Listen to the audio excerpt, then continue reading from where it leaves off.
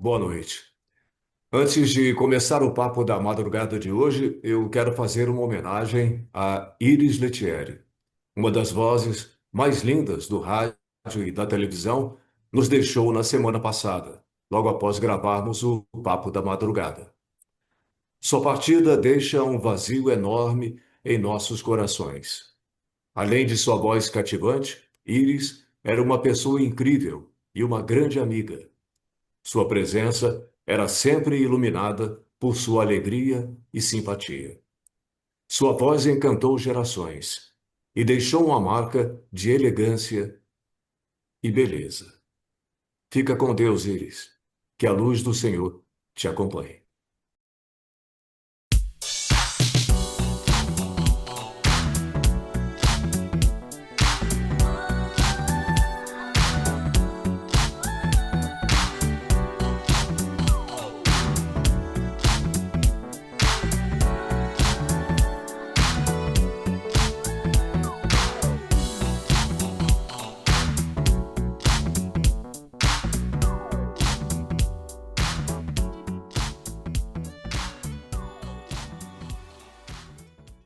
Boa noite, seja bem-vindo ao Papo da Madrugada de hoje. Boa noite, Marcelo Campos. Boa noite, Ronaldo Rosas, e boa noite para você que segue com a gente nesse papo da madrugada. E os nossos sentimentos aí, a família da grande Iris Letieri, né? Uma pessoa com um talento ímpar e que teve presente nas viagens de muitos brasileiros, porque ela era aquela voz inconfundível que anunciava os voos no Aeroporto Internacional do Galeão, né? Mas vamos em frente, Ronaldo. Vamos em frente, Marcelo. E o teatro começou, né? Essa semana começou o julgamento que é visto por muita gente como uma grande farsa. Ele começou com Alexandre de Moraes dando a sua versão dos fatos e com direito a uma risadinha sarcástica no final. Todo mundo viu, né? Depois veio Paulo Gonet apresentando a acusação que parece mais uma peça de ficção. E depois a defesa dos réus do chamado Núcleo 1. O que você achou disso, hein, Marcelo? Olha, alguns pontos me chamaram a atenção nisso que eles estão chamando de julgamento. O primeiro foi a adulação dos advogados do Mauro Cid ao Alexandre de Moraes e ao delegado Fábio Schor, né? A impressão que eu tive, Ronaldo, é que, como eles já sabiam que os outros advogados iam questionar a delação do Mauro Cid, o primeiro advogado dele fez questão de dizer que o seu cliente nunca foi coagido, que ele também elogiou o delegado Fábio Schor e disse que o seu cliente não mudou o seu depoimento 11 vezes. Ele foi chamado pela PF para prestar esclarecimentos e aí seguiu com blá blá blá, né?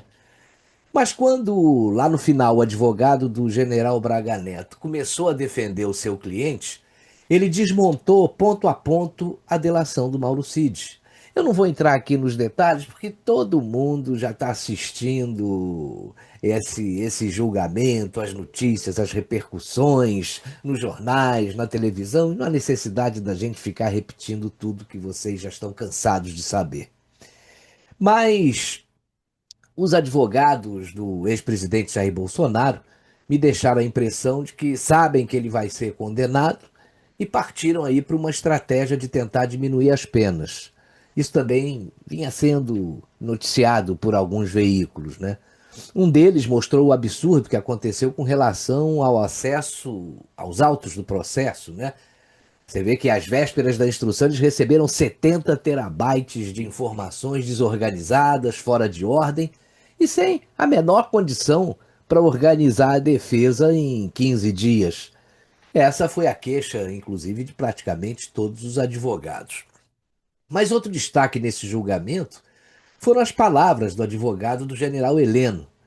Olha, ele foi o único que enfrentou ali, para valer, o ministro Alexandre de Moraes. Ele disse que o ministro relator investigava testemunhas e essa é uma prerrogativa do Ministério Público. Na fala aí do advogado-general Heleno, foi lembrada uma lição fundamental de Ferrajoli, né? Que eles gostam muito de citar nesses julgamentos. Ele diz que no sistema acusatório, Não cabe ao juiz produzir provas da mesma forma que não cabe ao acusador julgar.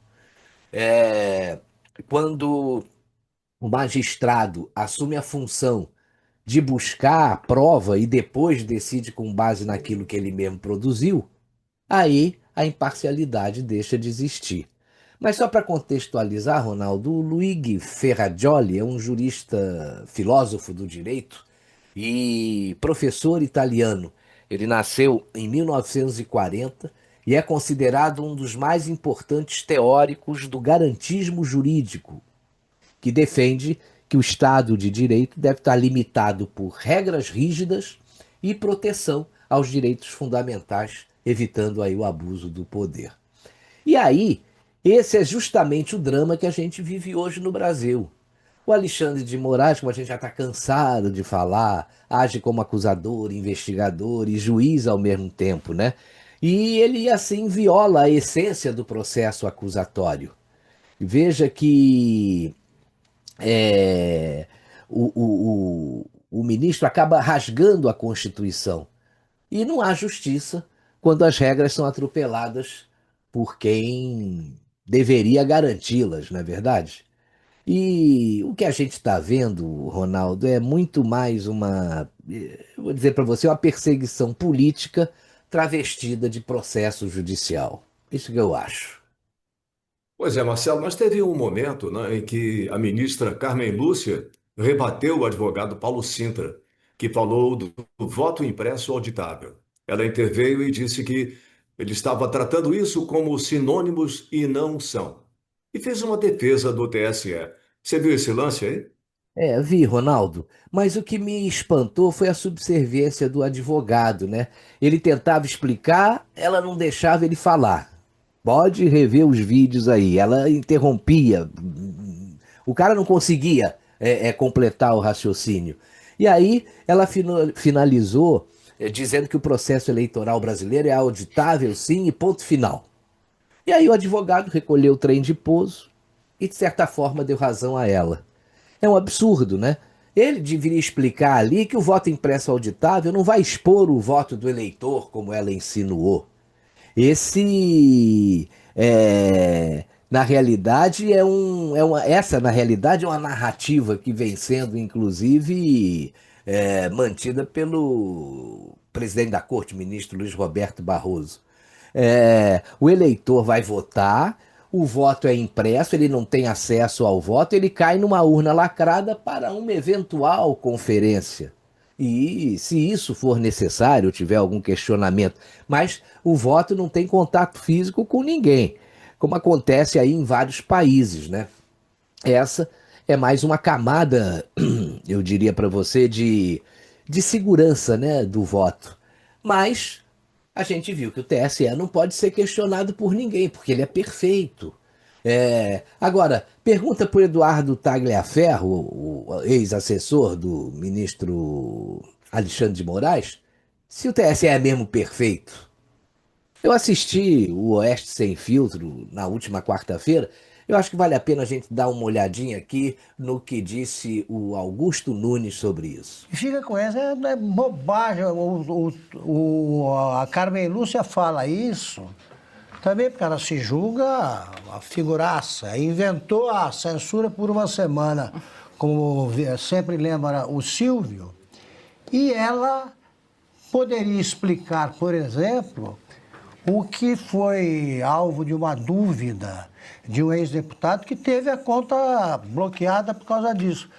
É a primeira vez na minha vida que eu vejo numa sessão eleitoral, numa eleição majoritária, alguém ter 100% dos votos.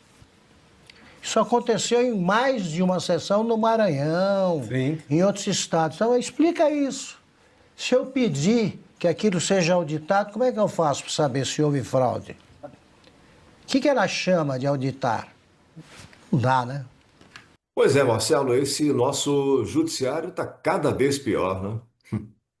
É, e você viu que muitos dos advogados ficaram puxando o saco dos ministros do Supremo, rapaz, fazendo piadinhas. Tipo, E isso tira a seriedade de um julgamento ou de uma inquisição, né? que eu já nem sei mais do que se trata esse negócio. Tá são tantos absurdos, né? Que apesar desse comportamento, dessas adulações, parece que esse pessoal não está percebendo que um processo desses, que não tem provas concretas, muitas ilações, tudo baseado numa delação premiada do Mauro Cid, que foi modificado 11 vezes, como comprovou o advogado do ministro do Braga Neto. E isso aí pode condenar pessoas a mais de 40 anos de prisão, pô. E aí, posturas que deveriam ser consideradas normais, como a dos advogados do ex-presidente, dos generais Braga Neto e do Augusto Heleno, acabam se destacando aí na paisagem diante de tanta mediocridade. É uma babação de ovo que é ridícula e inaceitável. Pois é, mas quando nós olhamos o depoimento do ex-assessor do Alexandre de Moraes, o Eduardo Talhaferro, aí o bicho pega, né? O ex-assessor diz que o ministro Alexandre de Moraes pediu para alterar documento irregularmente para justificar a operação da Polícia Federal. Procurados, né? Ministro e procurador-geral não se manifestaram. É, olha, só isso aí já justificaria o impeachment do ministro e a anulação de tudo isso que está aí. Porque, como dizem em vários juristas, a árvore inteira já está contaminada, né? Bem, vamos ver então o que disse a senadora Damares Alves. Ontem, a Comissão de Segurança Pública do Senado ouviu o depoimento bombástico do senhor Eduardo Talhaferro, ex-assessor do ministro Moraes no TSE. E ele revelou toda a trama de destruição da imagem de Bolsonaro e da direita brasileira, o que inclusive justificou meu pedido de paralisação, meu pedido da Damares, né? Paralisação do julgamento que ocorre no STF. O mundo precisa conhecer tudo o que ele trouxe para o nosso conhecimento. Olha, Ronaldo, Oi. eu até pensei que a velha imprensa iria omitir o depoimento do Eduardo Tagliaferro, porque aconteceu paralelamente ao julgamento lá no Supremo. E o foco, como você sabe, está todo no Bolsonaro, né? Só quem não publicou uma linha sequer sobre o assunto e nem noticiou no Jornal Nacional foi a imprensa oficial, né? O Grupo Globo. Nem uma linha, rapaz, sobre essa denúncia bombástica que esse Tagliaferro fez lá no Senado. Agora, eu te pergunto, que jornalismo é esse, né? Não é à toa que apelidaram um grupo de Globolixo, né? Mas é bom frisar que nem o Estadão nem a Folha colocaram a notícia em suas primeiras páginas, mas pelo menos noticiaram nas redes sociais.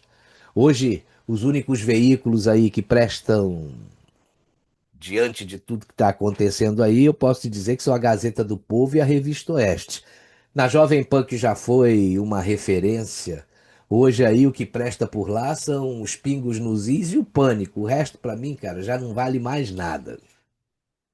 Mas os veículos do Grupo Globo, né, devem estar recebendo uma tremenda grana preta do governo. Que vergonha, Marcelo. Veja só o que postou o Rodrigo Constantino, na Gazeta do Povo, né? Talhaferro e o silêncio revelador da Globo. O Globo não tomou conhecimento do depoimento do Talhaferro na comissão do Senado. É um espanto. Eles mataram o jornalismo para salvar um regime corrupto, né? E olha o que disse o presidente do Senado, Davi Alcolumbre, Revista Oeste. Alcolumbre afirma que não há data definida para analisar pedido de impeachment de Moraes. Olha, depois dessas denúncias do Tagliaferro, se ele não pautar o impeachment, ele é cúmplice de tudo isso que está acontecendo, Ronaldo. Não tem outra. Mas, com certeza, mas os jornalistas lá da Globo devem começar a perseguir até os próprios colegas.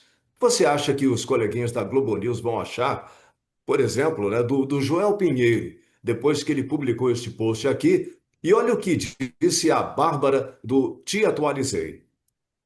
Vamos lá na Bárbara. Agora o Joel Pinheiro vai virar bolsonarista por dizer um fato explícito e concreto. Essa acusação do Gonê só convence os ministros que aparentemente querem ser convencidos, né? E olha o que disse o Joel Pinheiro, né? Em nenhum momento Heleno ou Bolsonaro falaram em algo como o 8 de janeiro, levante popular depois da mudança de governo. É frágil. Hum, Desculpe. É frágil tentar incriminá-los por isso. Agora, talvez a Globo receba um telefonema para demitir o Joel, né? Essa prática tem sido recorrente em alguns veículos. E aí os jornalistas vão se confraternizar, né? Depois que ele sair, como fizeram quando receberam a notícia da eleição do Lula, lembra? É, Mas não é só ele que acha isso, não. O Mário Sabino também se manifestou. Olha o post aí do Vinícius Carrion. Fato. Mário Sabino afirma que Paulo Gonet não encontrou ligação entre Bolsonaro e 8 de janeiro, porque simplesmente não existe, e rechaçou novamente que tenha havido tentativa de golpe. pois é, a denúncia é tão frágil, mas tão frágil, né, que não dá para aceitar. Só mesmo os que têm nojinho, né, do Bolsonaro e a petralhada é que acham esse julgamento justo, né? Esse julgamento é tão injusto, Ronaldo, que o jornalista Cláudio Dantas publicou um post que revolta qualquer um. Dá uma olhada, olha só. Moraes agora usa a confissão assinada por mais de 554 presos do 8 de janeiro em acordos de não persecução penal para reafirmar o tal golpe. Se torturasse mais um pouco, eles confessavam até que votaram no Lula, né? Aí você vê que não dá para falar dessa nossa justiça, né? Os caras foram chantageados. Ou assina a confissão ou vai para cadeia. Agora eles usam a confissão assinada como prova de que reconheceram um crime. Pomba, aí é demais, né? Mas a justiça deu uma bola dentro, né? Essa semana, olha só. Tá na revista Oeste. Chamar Érica Hilton de homem não é crime. Decide Gilmar Mendes. Pois é, rapaz, mas olha, coisas que só acontecem no Brasil, né? Isso aí não era nem para ter sido judicializado, né? Érica Hilton é um homem que usa peruca, vestido, age como mulher e adotou um nome social. Tudo bem, o problema é dele. Mas é homem. E ponto final. Bom, Marcelo, vamos dar agora o nosso furo de reportagem, né? Câmeras flagraram um dia na vida do ministro Alexandre de Moraes. Um dia na vida do ministro Cabeça de Ovo e seus capachos. Nossa, que braços fortes você tem. Adorei. Lavem bem direitinho, senão já sabem, né? Acuso vocês de atos antidemocráticos contra o meu carro. Ai, que tudo. Minhas amigas do STF vão morrer de inveja das minhas unhas. Esse vinho é Magnitsky, ganhei do Donald Trump. Ele vai mandar mais pro pessoal lá do trabalho. Vocês têm 24 horas para explicar porque essa comida me deu dor de barriga. Bom dia, meus cachorrinhos, acordem. Vamos dar um passeio. Bons meninos, obedientes como devem ser. Vamos embora porque tem uma missão para vocês. Quero que vocês fiquem 24 horas dentro da casa do Bolsonaro na cola dele, porque tenho certeza que ele tem um plano para se teletransportar para outro país. Ronaldo, após essa revelação, parece que foi expedido um mandado de prisão para o ex-presidente Jair Bolsonaro. Olha aí. Acaba de ser expedido um mandado de prisão para Bolsonaro. Vazaram imagens dele falando a seguinte frase, abre aspas, você acha bonito isso? Isso é fotografia para você colocar representando o Brasil no exterior, um cara sem dente e ainda negro? Fecha aspas. Bolsonaro responderá pelo crime de racismo, já que as imagens são incontestáveis. Notas de repúdio de dezenas de instituições, OAB, prefeituras, deputados, movimentos negros foram emitidas. A repercussão foi internacional. O ex-presidente dos Estados Unidos, Barack Obama, e a apresentadora Oprah lamentaram nas suas redes sociais. Kleber Lucas e Emicida encabeçaram um clipe com cerca de 30 artistas com o título Não naturalize a desigualdade que marginaliza corpos pretos. Depois de destruírem o Congresso Nacional em um legítimo protesto contra a perpetuação da exclusão histórica do povo preto, os Black Lives Matter seguem não invadindo, mas ocupando o plenário da casa até a prisão de Bolsonaro. No Globo Repórter dessa sexta-feira, um mergulho antropológico nas raízes do racismo estrutural que desencadeia manifestações genocidas do povo de ascendência africana pelas falas de Bolsonaro. E hoje, no encontro com Patrícia Poeta, Alcione, muito candomblé e mães pretas na resistência contra o patriarcado sulista etno-bolsonarista que... Só um instante. Uma pequena correção. Parece que não foi o Bolsonaro que disse a frase que nem é assim criminosa, não é nada disso. Sim, foi o Lula que cometeu uma gafe, assim, bem bobinha, que até já passou. Então, voltamos nos estúdios, porque tem Campeonato Brasileiro e Big Brother. É muito boa, hein? E aí a gente vê que com o Lula pode tudo, né? Mas Pois se for o é. Bolsonaro, muda tudo, né? Na semana passada, nós encerramos o programa com uma exibição de gala do Acadêmicos do Xandão. E hoje é a vez da banda Magnitsky. Vamos lá. Opa, vamos lá.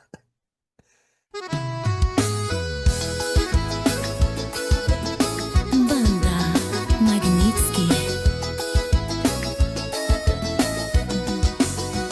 Agora sim, o cartão foi cancelado.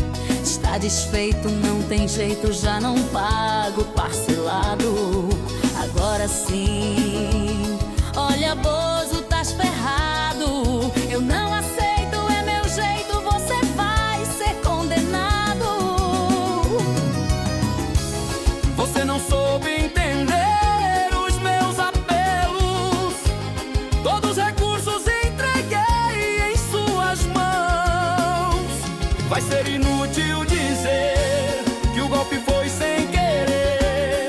Agora quero perdão. Joga a culpa no coitado do povo babão. Vai ser inútil dizer, mas vou te prender. Não vou te dar meu perdão. Cartão quebrado não volta jamais. Se fosse Serasa, com 5 anos sai. Melhor me esquecer, não volto atrás. Bozo, eu juro, vou condenar mais. Cartão quebrado não volta jamais. Se fosse Serasa, com 5 anos sai. Melhor me esquecer, não volto atrás. Bozo, eu juro, vou condenar mais.